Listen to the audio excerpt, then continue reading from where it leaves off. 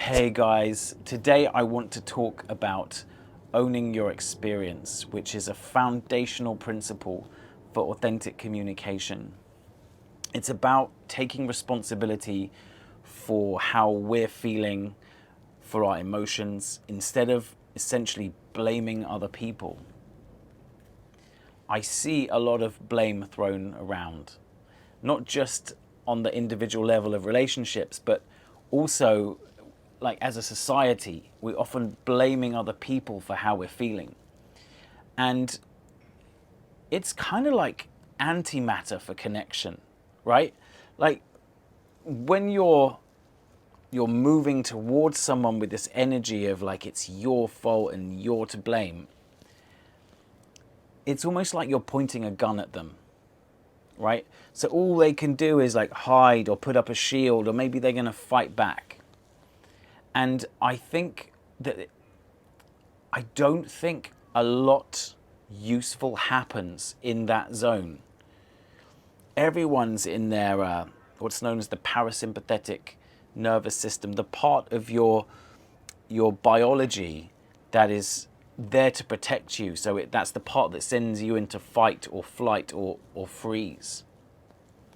We can't communicate meaningfully there, guys, okay? Like, first of all, we have to put the weapons down. And a really good way to put the weapon down is, instead of blaming other people, is to own our experience, to share what it's like for us without making them responsible. Notice out of these two, which feels more comfortable, and let me know in the comments. If I said to you, you really hurt me with the way you shouted at me yesterday.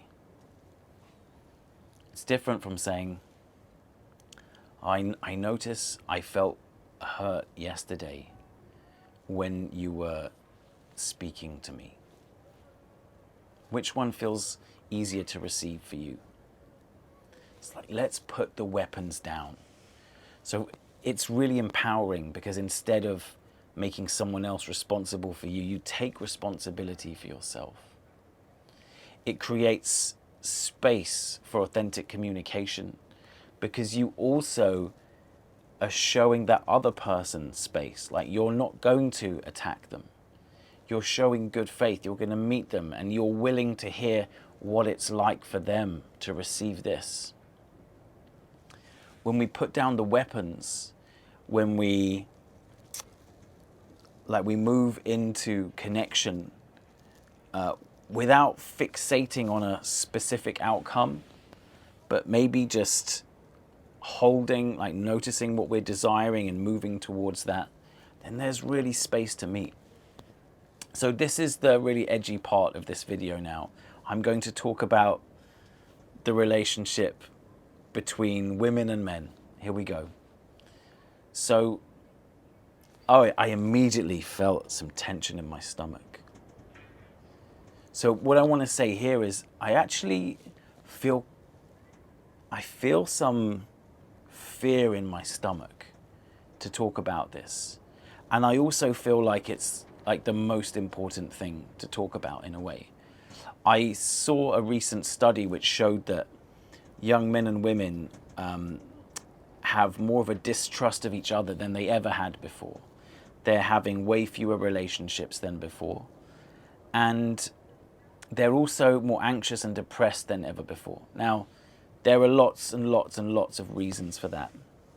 But one thing that's happening is kids spend a lot of time on TikTok, and the guys are getting pumped this message, this kind of Andrew Tate message, and the girls are getting all these lists of red flags, and I think it's really, really hard for them, okay? And I think something that makes it even harder are all of the unresolved resentments and pain and suffering that the previous generations have and are kind of pouring onto them like this.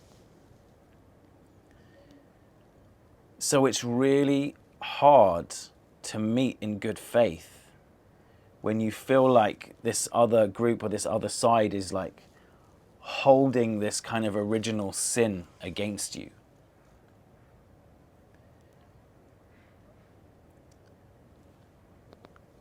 For me, in my heart, it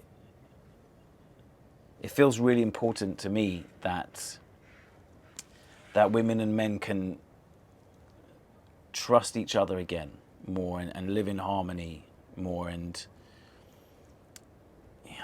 thrive together, really, can relate meaningfully with each other. I'll speak about this more in the future. I think that's all I want to say for today. This is day 22 or 21 of 100. Thank you for your support. Thank you for watching. As ever, please let me know what you think about this video, and I'll see you tomorrow.